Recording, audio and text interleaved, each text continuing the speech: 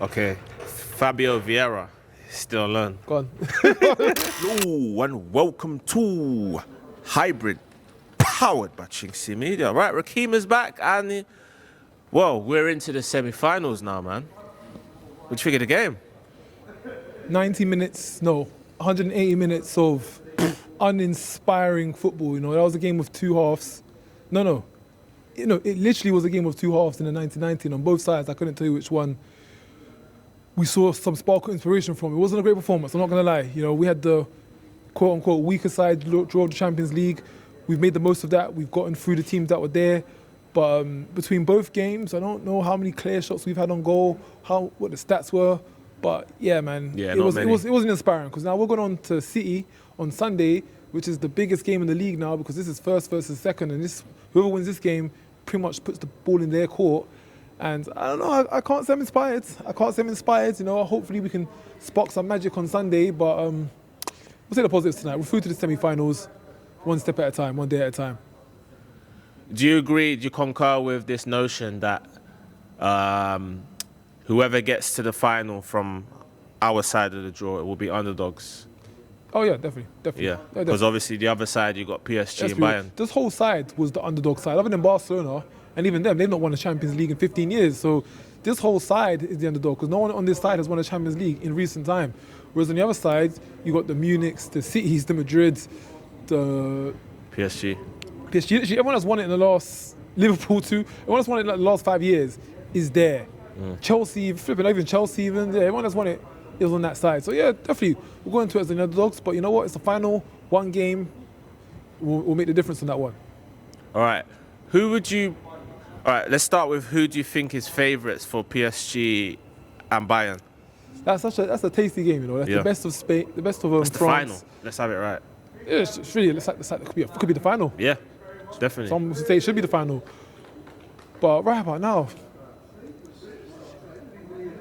I'm going to go with Bayern Munich, because, I don't know, I feel like Elise, you got Kane and you got Elise and you got Diaz. You got that front three, that's just dangerous. You don't know who's going to score, you don't know where the goals are coming from.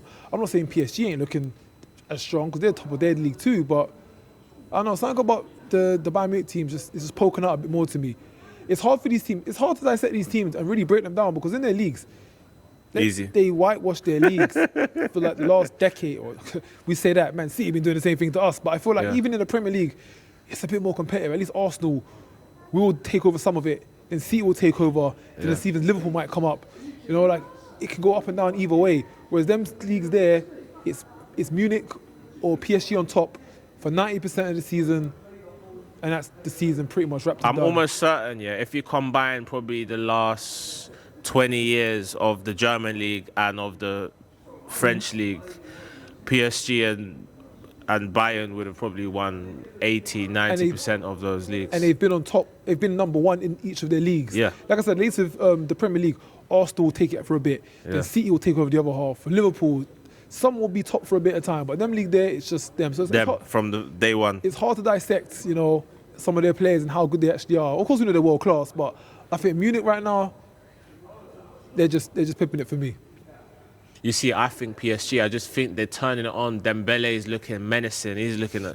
And I can't work out who their best player is. I'll probably just edge with Dembele over Kvaratskhelia. Do you know what? Someone mentioned about Kvaratskhelia online. Yeah, Champions League, we've seen him, he showed up. But when he came off the bench to score v Chelsea, he was coming off the bench. Now, why was he coming off the bench? He didn't start. Because if you look in the league, I think he's got like 4 goals, 4 assists in the league in like 20-something games. Yeah. He ain't been playing great in the league. There ain't no Ballon d'Or shots, because he hasn't been playing great in the domestic league.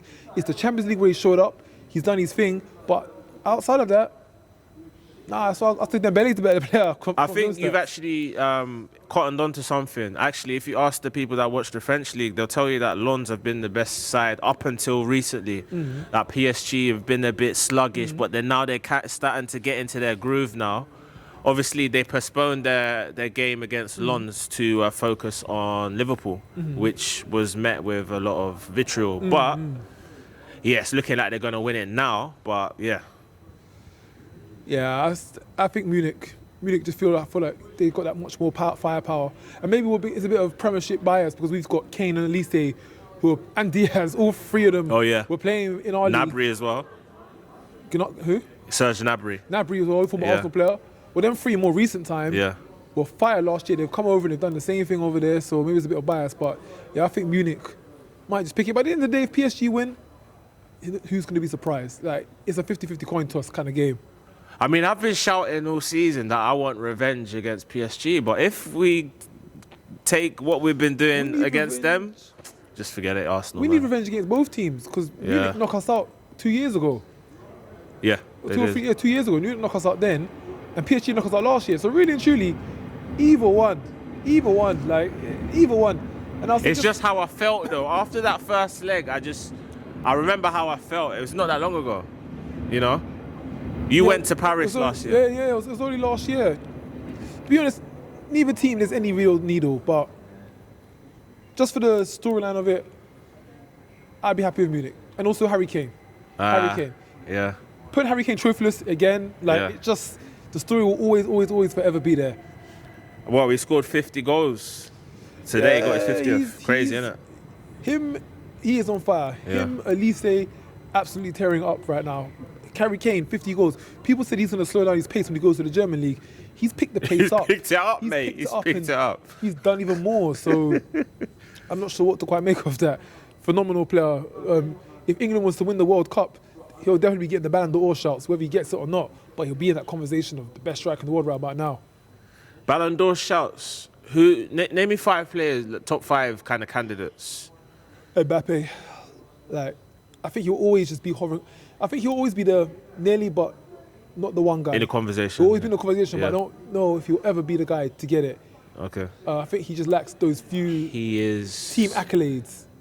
27 at the moment. And he's been in the Ballon d'Or talks for the last 5 years now, but he's just never that guy. Never quite, Mbappe, Harry Kane. Harry Kane.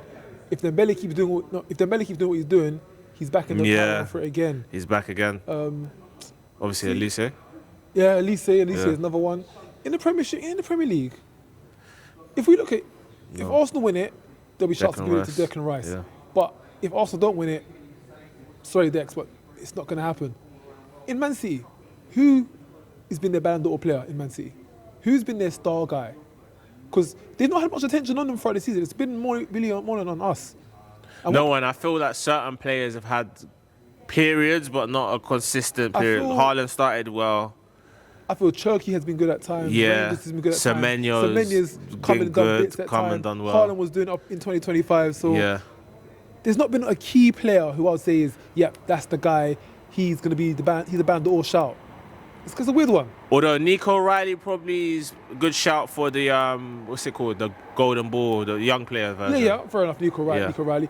But then we could argue, not yet. I was saying Matt Damon, not going to get too hyped on that one. Not yet. Yeah. Not yet.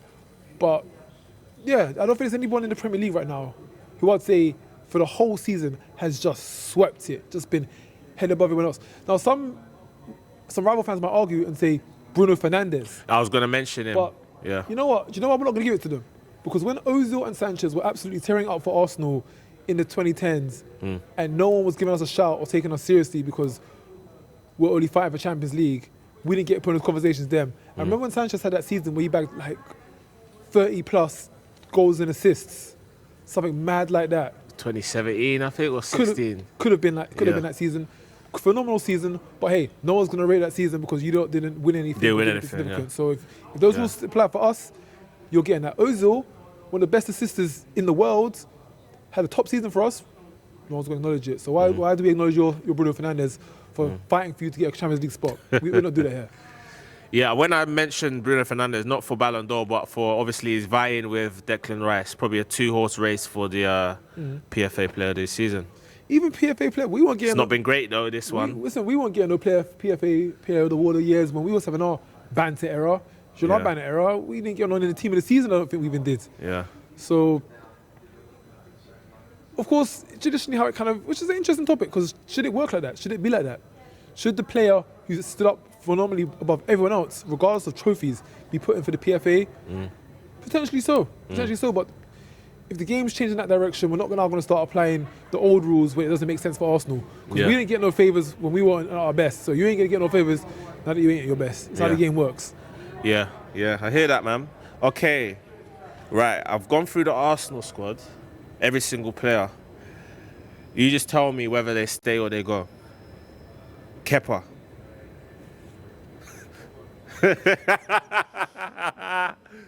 Nah, man. Like, the thing is, we need a backup goalkeeper, and do you know what? I'm going to take final bias aside, he stays. The reason why, because Jesus. up until the EFL final, he did everything right. He won us a penalty shootout. He made some decent saves. He got us to the final. But just in the final, he wanted to turn butterfingers and made that mistake. Do you know? And the reason why it's emphasised is because it's every EFL Cup, he's got a bit of a pattern for this. Every EFL Cup, he does some kind of nonsense to cause it. I don't know whether it's coincident, whether it's fate, whether it's just bad omen. But you know, let's just be humans here, looking at what we have in front of us. That one mistake, as the backup goalkeeper, cool, you stay. David Raya. Yeah, obviously stays. Tommy Setford. Junior goalkeeper, yeah, stay. Carl Hein. One loan. He's on loan. Oh, stay on. Every year loan until his contract's up, bro. I don't know much about the kid to say. Bad thing. All right, Ben White. Ooh. The thing is with Ben White is, of course, he's not the player he was before. But when Timber's injured, do you know what? Maybe he goes, because we've got Mosquera now. We've got Mosquera and Timber who could play on the right wing. So if we had to make cuts, Ben White unfortunately would be a cut. I think he's got to go. Timber. Stay. Saliba. Stay. Mosquera. Stay. Gabriel. Stay. Nkapie. Stay. Ooh. Kivzyy. Kivzyy? He's on loan, you know. Gone, man. He's been gone. What, another loan or? Yeah, he's gone. Get him out of it. All right, Calafiori. Stay. Lewis Skelly. See, now I like the fact you didn't just say stay straight away. I've been seeing that a lot of people have been linking him and Wanyeri to United and something like that. Nah, man, he's a young player, a hell-end product. From when you can have a season like last season, which he did last year, Champions League, bossed it against Real Madrid, how are we now just saying you got to go? No, I think it's more so him that might want to go because of he was just more the playing lack time. of... Yeah, I think it's probably coming from him. I can understand this young man. Yeah. He got a nomination for the Junior Ballon d'Or trophy, like Golden Boy trophy. Okay, fair enough. You know your worth and you want to play more minutes. Yeah. As the club, I'd want him to stay. I'd want to keep him here. A homegrown natural talent. He's shown his ability, what he can do. But when you got Nkapie, who's a league winner, you've got Calafiori, who's a top level defender. Yep. Yeah, you got stiff competition. That's what I'm saying. So I'd keep him. I'd keep Lewis Skelly. And you might think, I think he looks at it and says, the reason I've had a poor season because I'm not really a left back. I might want to play midfield, but at Man United, you don't want to play midfield. You're gonna play midfield. The thing is, you've had a Ballon d'Or level season at left back. Yeah. Bro, you can play left back. Don't tell us now you can't play left back against Southampton. Like we saw you do against Madrid. Like, I'm not having this backtrack of I can't play left back. You're a brilliant left back. Yeah. Norgard. The thing is, it's a bit tricky with the backups because they are backups. Like, yeah, but that's the reason we're out of Southampton because look what they served up last week. It was garbage, man. Are the backups really good? Norgard, he could go. He's not had an impact on the team. He's not done much, left much of an implant. Potentially, yeah, he can leave.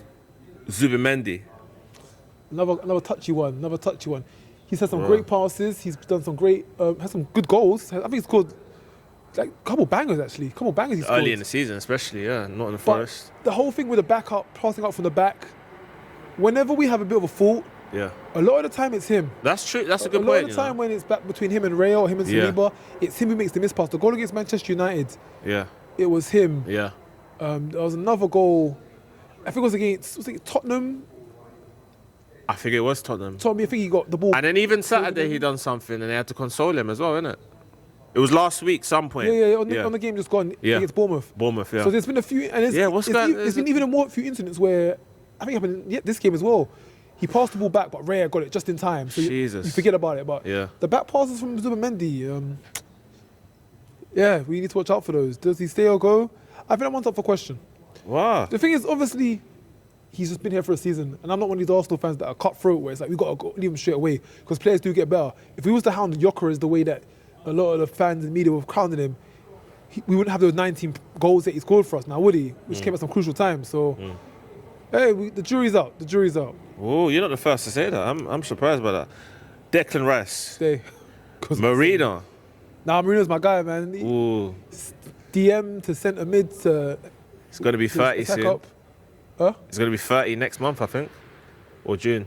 It's all right. Listen, if a players give you that loyalty and show you what they can do, let them play till the wheels fall off. Make sure you got a backup in place, but get the most out of them that you can. We know what he can do. Martin Odegaard. Yeah, I think Martin Odegaard has done his time at Arsenal, done his service to us. Ooh. He deserves to leave something, but yeah, I do think it's time for Martin Odegaard. We've went the whole of this season pretty much without him. Yeah. We've had our best season without him. Yeah. Like, as much as I enjoyed him being with the team, we've shown that this season we don't need him. You're not the first to say that either. Eberechi Eze. Eze can stay, but Eze, I'm going to say this now, this goes for a lot of the team. A lot of these players can stay, but we just got to find a new style of play. Because this style of play that we have doesn't complement these ultra-attacking players. Yeah. You've got Gyökeres, Eze, Saka, Noni, Martinelli. These players that can run, they can dribble, can beat players, can shoot, but we're not making the most of these. You've got Zubimendi that can do great balls through the middle, Rice that can drive. Yeah, I want Eze to stay, but I would love us to find a style that complements his style of play better. Okay. Fabio Vieira, still alone. Go on. I was actually surprised that he's actually still an Arsenal player. It's So crazy. Wanyeri. Stay. There's no reason to offload young talent who have promised and shown potential. There's absolutely no reason to get rid of them at this point. Bukayo Saka. Is he washed? Is he done out here? Bukayo stays. Is he as good as he was a couple of years ago? I don't think so. Would he ever be as good as he was a couple of years ago? I'm not sure. Ooh. But you know what? Service to the club, what he's done, we keep him on the team. We keep him in the team. He might go to the bench. Wow. He might not be a star, but we keep him in the team because players like that are monumental. Great mentality, great for the club. Everyone gets up around him. He leads the team. We can trust in him. He'll play a vital role at the club. Noni Madueke. Jury's still out. Jury's out. I only came in the summer, and again, I don't like to prosecute players who've come and only been in for a short time. Even saying for Norgard, deep down, like it may look more than negative, but it's only been a season, so I'm not going to sit here and say you can never get better or things aren't going to change. But from what I've seen so far, I've not been mad impressed. You've done bits, but jury's still out. We'll leave it at that. Reece Nelson. He's still an Arsenal player. That's another Fabio Vieira one. And Kivzyy, these guys. There's about 4 of them, isn't it? They've not played for the club in over a year. And when they were at the club, they barely played for the club then. Again, they've done their parts. Because Reece Nelson, he won us the Bournemouth game a couple of years ago. We will never forget that. We'll never forget that moment. But Kivzyy, that performance in the Bernabeu, we won't forget that either. Yeah. Fabio Vieira, that pass to Jesus when we beat Man United 3-1 at the Emirates. Yeah. We won't forget those moments, but and didn't he score a goal against Brentford or Bournemouth as well? He scored a good goal. Vieira, he scored a goal from outside the box against someone, I remember. But he scored the winning penalty against Man City in the Community Shield. Okay, I remember that as well. So, again, these guys have had their moments, but yeah, we're not in those moments no more. Gabriel Jesus. Go. Again, he's like an older guy. You grew the team. You're great having you here, but now you come on the pitch, you don't do nothing for us. So, what can we do with that moving forward? Sad state of affairs. Kai Havertz. Yeah, Havertz stays. Havertz, even this season though he's been injured for most of it, he's had a few. He got us through this. He got us through this quarterfinal. He scored the goal. And the famous day as well, scored on your birthday. Chelsea game. Yeah, Chelsea game. He's had a few key goals throughout the season, which has been, you've really been helpful for the team. So Kai Havertz stays. Victor Gyökeres. Yeah, Gyökeres stays. Scored 19 goals. What more can you I knew you were going to mention the 19 goals. Leandro Trossard. See, this one, start of the season, I was like, we don't get... Last season, they were saying, do we sell Trossard? I was like, no. Team Trossard, he stays in. And up until December, I think he was one of our top goal scorers at one point. I think he was like the top goal scorer. And top performers. Yeah, he was really good up until probably 2026 hit, the same thing that hit Erling Haaland, just flat. Now when he comes on, I don't see much impact. There's not much he's adding to the game. It feels like the pace of him slowed right down. He's not contributing any goals or assists. If there was time to cut ties, I think it would be now. Again, he's another player, done great service to the club, added lots of value, lots of key goals, lots of clutch moments, but I've not seen those moments for a while. And lastly, Gabriel Martinelli. Yeah, Martinelli stays. Ooh. Again with Martinelli,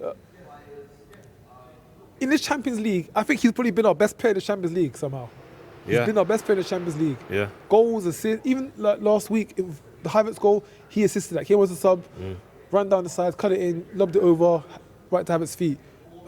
He looked lively as well when he came on, even aside from that. Martinelli is good in bursts. Again, I think he could be a backup. I think he'll be an amazing backup. We should probably get someone who's more solidified as the first starter. But yeah, there's definitely room for him on the team. How do you solve a problem like you've already touched on it, Bukayo Saka? We've got to have a chat about him. What's going on? I know he's injured, but it's a tough one because we can see he's not performing at his standards. We know he's not at his best.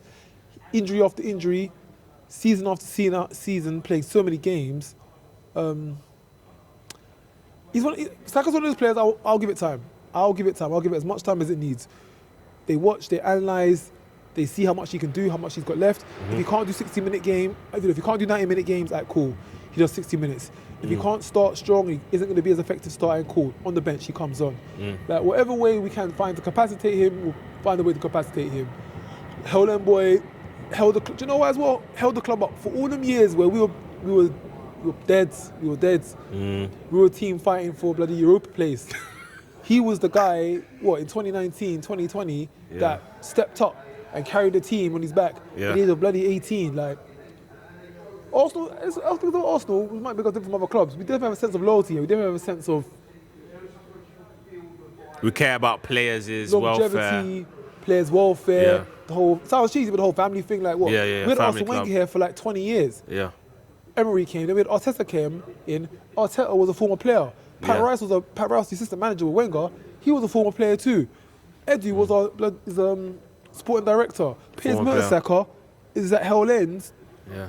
Is at Hell End doing the development. So Jack Wilshere. Jack Wilshere too. Yeah. Fabregas came back here to do his coaching. Alex Oxlade-Chamberlain was training with the youth team, even though he went to Liverpool. There we go. So we definitely have that kind of. It's definitely a family full. Players are welcome back. Players are respected. Yeah. The fans pretty much love 95% of players that come out of these gates, that walk through these doors. And that's just the kind of team that we are.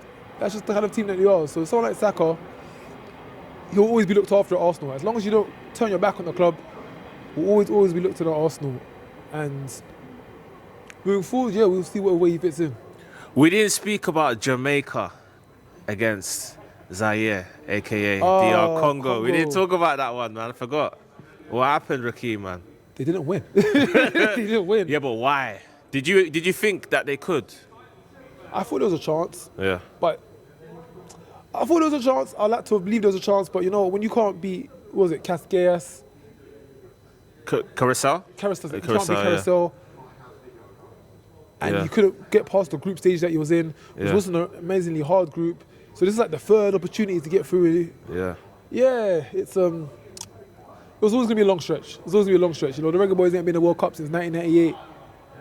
Congo didn't qualify since 1974, though. So it was two teams that hadn't been in the World Cup for a minute. So For a minute. who wanted it more? Yeah. Jamaica just didn't show up to play for that game. They didn't do enough.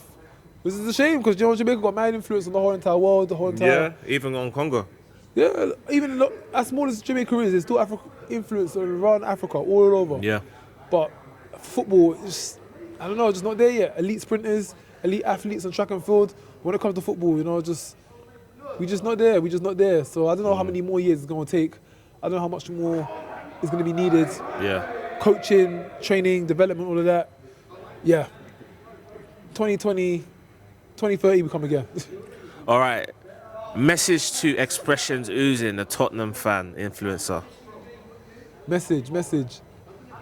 It's gonna be real long going championship games on a weekend, man. It's gonna be an experience going to the Portsmouth away, Southampton away, them teams there. I find it just hilarious in that the whole Tottenham setup, from the owners to the stadium, Yeah. to their influencers, to their players, Yeah. it's all coming down the peg. You've got this megastar stadium, this megastar team. In the championship. In the championship. Crazy. How are you all going to adapt to that? We've all seen of his live streams against Premiership clubs.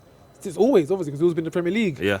Now you're beefing with man like Millwall, man like Southampton. London derby against Millwall, that would be mad. London derby, that's your London derby. Oh, wow. Millwall, Charlton away. Reading. Millwall, QPR. Like, this is what we're doing now. Nah. Nah, funny times. You know, if at the start of the season you would have said a top 6 team is going to be relegated, Yeah, that's bonkers, isn't it? you're going to be thinking, nah, there's too much talent, there's too much money, there's too much experience in them teams for it to happen. But Yeah. you never know what's happening in the Premier League. I still think there's a chance. I think I've studied their fixtures. So I think they've got 5 games left, and I know they've got to play Leeds and Wolves. They've got to win both of them and probably pick up a draw to get 37 points. Leeds, I think, got 36. West Ham, is it 32, 33?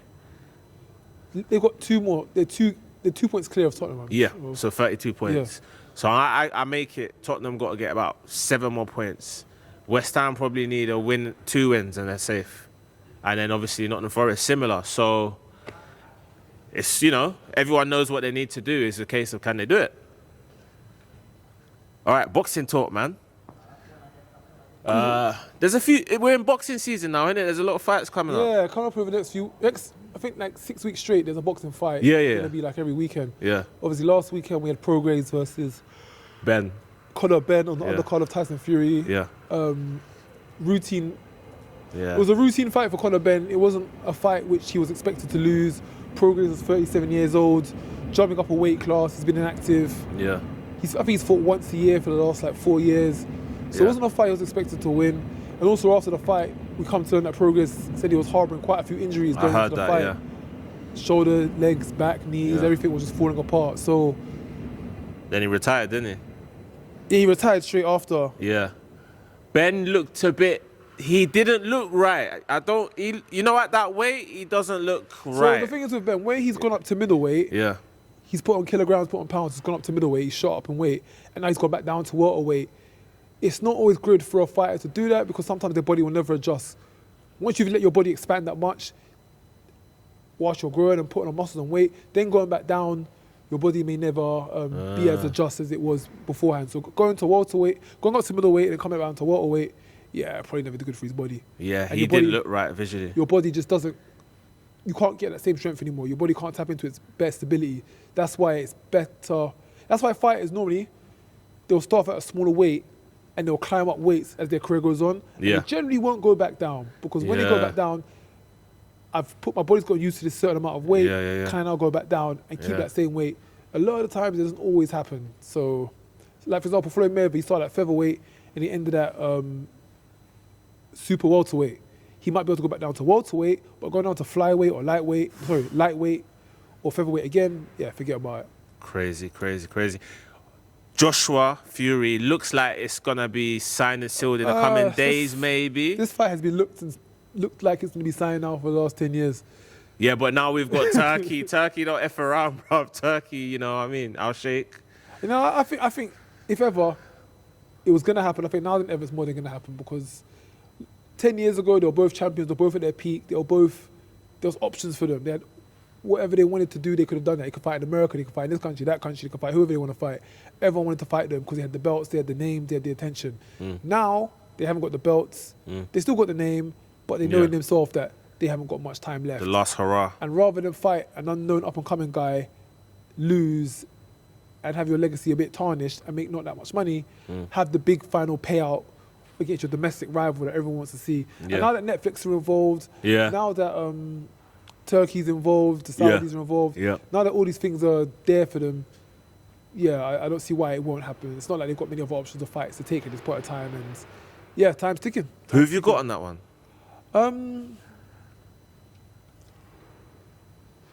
We've seen more of a decline. We've seen more AJ be exposed more. But at the same time, the fight Fury had, for example, on the weekend, I wouldn't say he's as good as he was maybe 3 years ago. So, do you know, I want AJ to win. I'm going to go for AJ. I'm going to say AJ. Bow! AJ, go for the win. Thanks for watching this video, guys. Don't forget to like, hype, comment, share, and subscribe. And send them super chats in. help support the channel. Put the W's in the chat and be sure to check out these playlists for more amazing videos only on Hybrid, powered by chinkseyMEDIA.